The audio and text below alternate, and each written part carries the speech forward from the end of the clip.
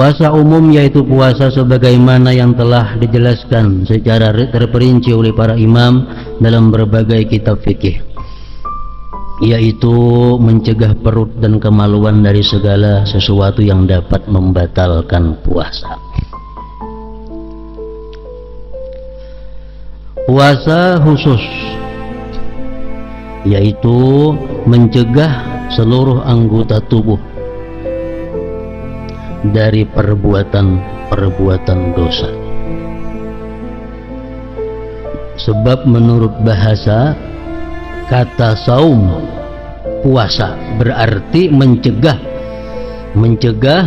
seluruh anggota tubuh dari berbagai maksiat, adalah kewajiban yang harus lalu ditunaikan.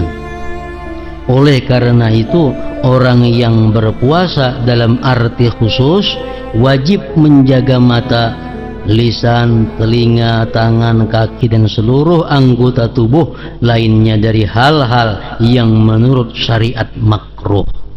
Semua ini ia lakukan agar tidak terjerumus dalam hal-hal yang haram. Nah, jadi puasa khusus.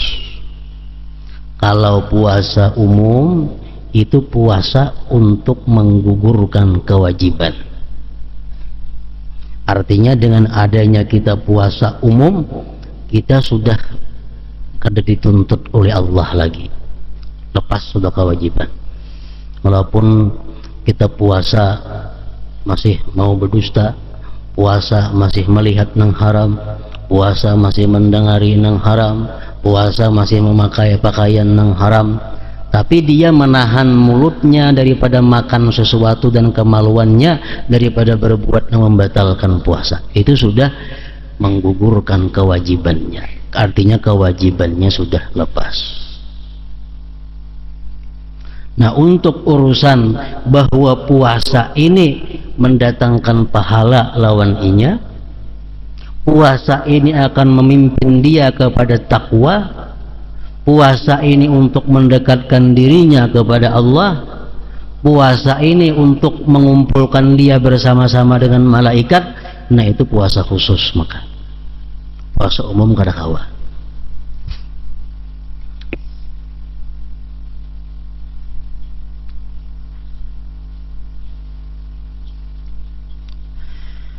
Pada waktu berbuka hendaknya ia juga mencegah perutnya dari memakan berbagai makanan yang syubhat. Bahkan ia tidak memperbanyak makan meskipun makanan itu halal. Sebab tujuan puasa adalah untuk mengusungkan perut, menghilangkan keinginan nafsu, dan melemahkan kekuatannya, serta meneladani para malaikat yang memiliki kedudukan yang dekat dengan Allah dan suci dari berbagai keinginan syahwat. Dengan cara demikian, orang yang berpuasa akan menjadi dekat pula dengan Allah sebagaimana para malaikat. Menurut perkataan para ulama, Allah menciptakan malaikat. Malaikat hanya disangui akal. Malaikat disangui akal. Malaikat kadang mengenal makanan, minuman, perempuan atau dan sebagainya, karena hanya punya akal. Akal ini adalah makhluk Allah yang sangat dicintai Allah. Akal ini urusannya hanya kepada Allah. Akal. Bila orang tuh mau berbuat maksiat, itu orang kurang akalnya. Orang kafir, Allah mengatakan kada berakal sama sekali. Karena akal ini, orang yang ada punya akal, dia pasti taat kepada Allah. Akalnya makin sempurna, makin banyak taatnya kepada Allah. Nah, malaikat orang yang diberi akal sempurna, lalu seluruh kehidupan malaikat hanya untuk taat kepada Allah. Kedua, Allah menjadikan manusia makhluk yang paling lengkap. Diandaki akal ada, diandaki nafsu syahwat ada. Yang ketiga adalah hewan atau binatang, makhluk Allah yang kada diletakkan akal, yang kada dibebani hukum, kada dibebani syariat. Binatang kada ada syariat, kada ada hukum. Nah, cuma diandaki syahwat nafsu. Binatang pikirannya cuma makan, guring, kawin, berjalanan, nggak itu aja.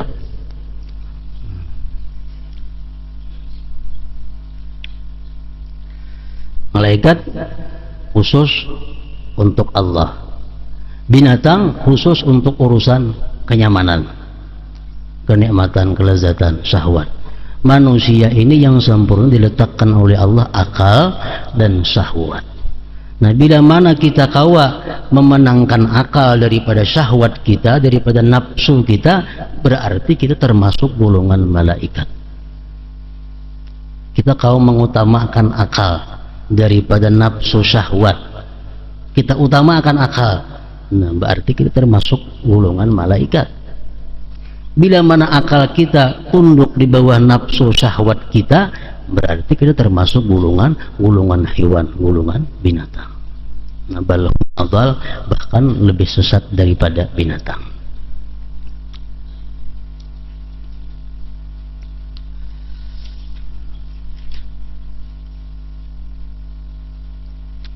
Rasulullah sallallahu alaihi wasallam bersabda, khamsun yuftirna as-shaim, al-kadhib wal ghibah wan namimah wal yaminul kadhibah wan nadhratu bisyahwah. Ujar Nabi kita, 5 perbuatan yang membatalkan pahala puasa adalah dusta, gibah, namimah mengadu domba, sumpah palsu, dan pandangan dengan syahwat. Pandangan dengan syahwat. Hadis riwayat Jabir dari Anas. Arti pandangan dengan syahwat itu maitihi nang apa aja, maitihi nang apakah, akhirnya timbul syahwat kita. Nah itu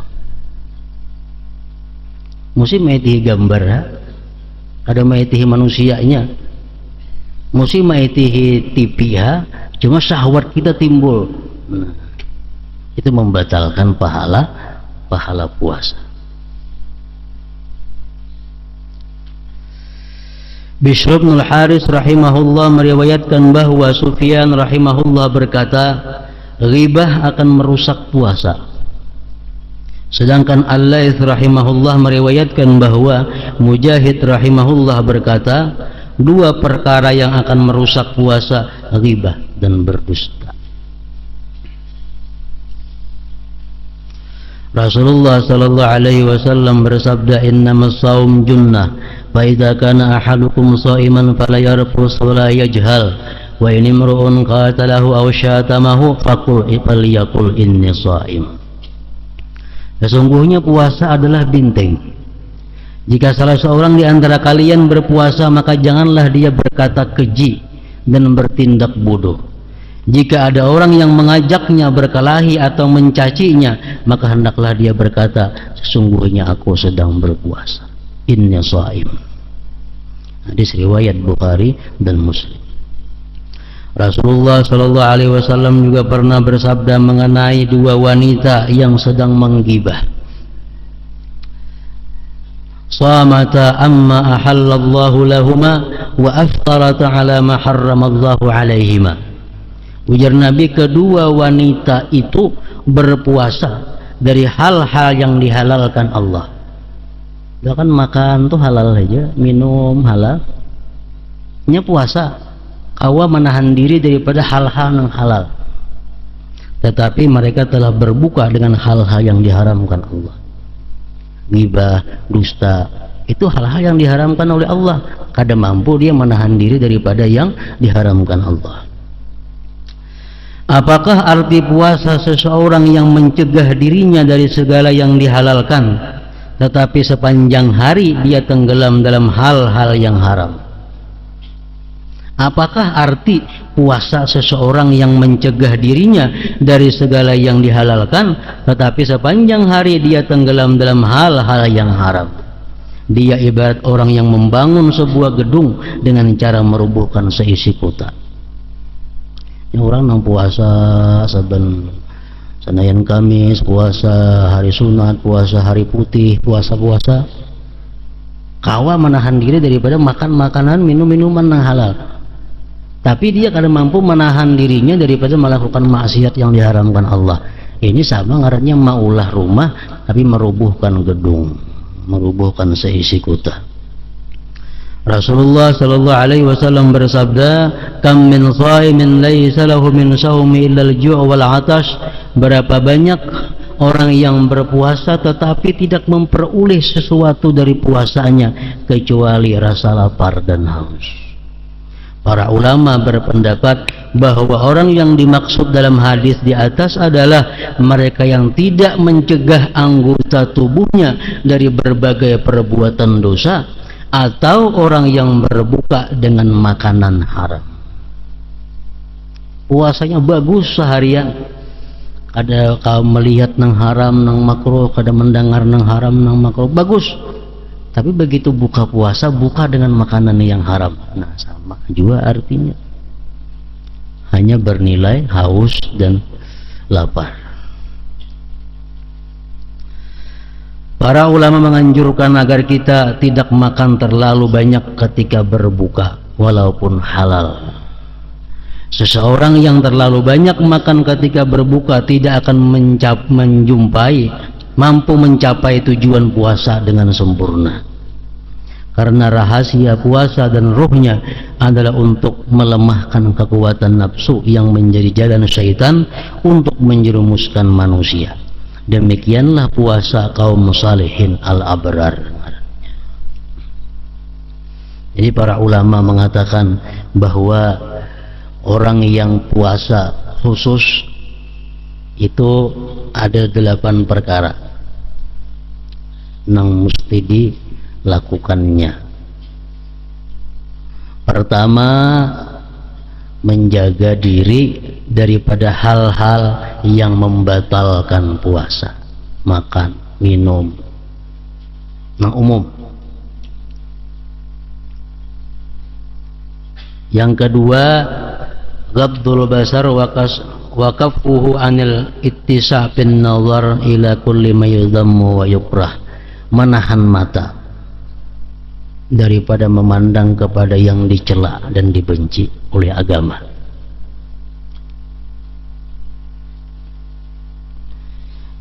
Yang ketiga, hifdzul lisan anil hadayan wal kadhib wal ghibah wan namimah wal fuhsyi wal khusumah wal mira wa kulli ma yudhammu wa yukrah.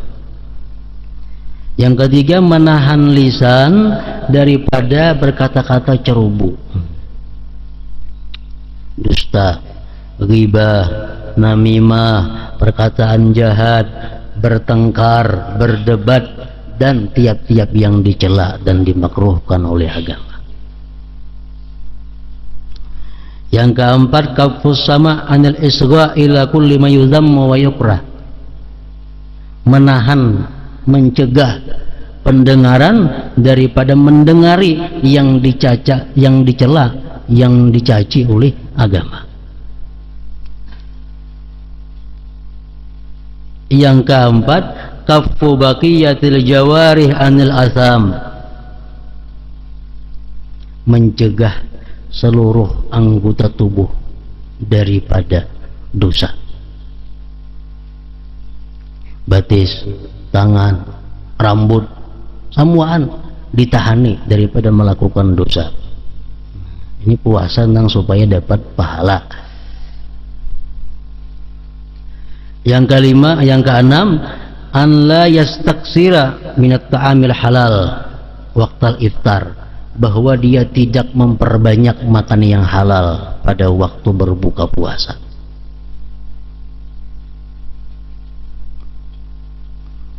Yang ketujuh, ayyakuna qalbuhu ba'dal iftar muttariban bainal khawf war raja, bahwa hatinya sesudah berbuka puasa bergoyang, hatinya bulak-balik antara takut dan harap kepada Allah. Takut kalau puasaku hari ini mendatangkan kebencian Allah, harap puasaku ini diterima oleh Allah. Nah, hatinya sesudah buka puasa berbulak-balik antara takut dan harap. Yang kedelapan, ikhlas melaksanakan semua itu. Itu puasa. Bila kita mampu puasa dengan demikian, nah puasa itulah yang membawa kita kepada takwa. Puasa itu yang menghubungkan kita berkumpul bersama dengan malaikat. Puasa itu yang mendatangkan pahala. Hadis qudsi mengatakan bahwa ajar Tuhan apa, as-saumu li wa ana ajzi bihi. Puasa itu dia Tuhan, aku. Puasa itu li untukku, dan aku yang langsung akan membalasnya. Tentu puasa-puasa yang sesuai dengan aturan-aturan tadi.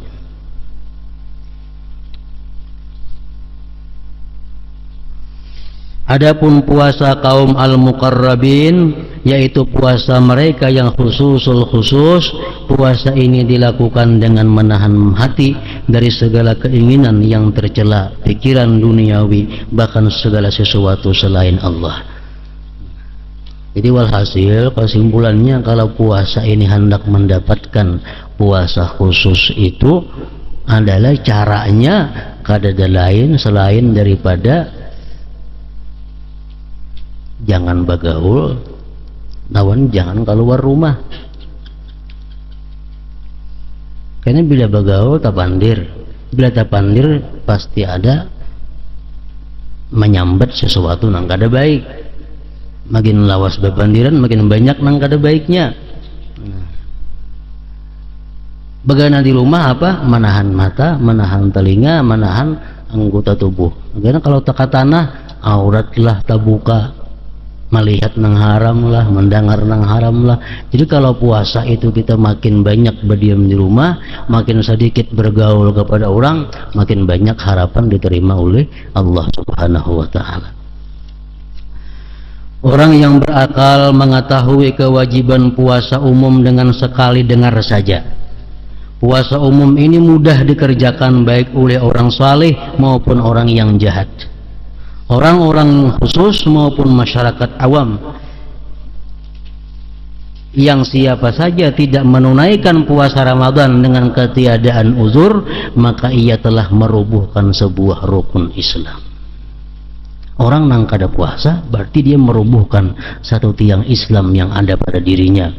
Inilah yang maksud puasa umum.